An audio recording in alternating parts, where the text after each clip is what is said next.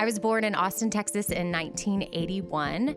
My mom was my best friend. I went to her for everything. So an opportunity came my way to join the Bobby Bone Show, which is a morning radio show. And I remember going to my mom and saying, do you think this is something I should do? She's like, now is the time to do it. So she is the reason why I took the job. In 2012, my mom was diagnosed with cancer.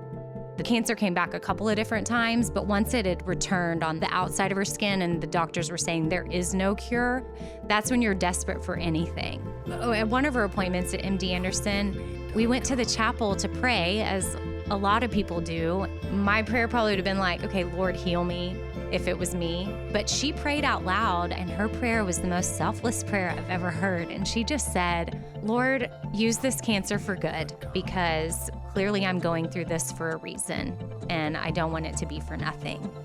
So listeners were very invested in her story. She would let me give updates. People really cared about how she was doing. And so one day I was like, Mom, you should start a Twitter. I jokingly typed in Judy B. Pimpin Joy, and Bobby just said, hey, let's start having our listeners use the hashtag Pimpin Joy, and they can share with us on social media how they are choosing joy for themselves. So that's how Pimpin Joy was born. We realized it was catching on. We had a friend that did clothing and merchandising, and she said, I really think like a Pimpin Joy hat could be awesome, and all the proceeds could go to whatever cause. And I have a picture of my mom, and she wasn't really doing great at this point. She's wearing these leopard pajamas she would always have on because they were so comfortable. And then she's got on the Pimpin Joy hat, and that was her approval pick. She's like, I approve of this hat. And about 2 weeks later, she passed away.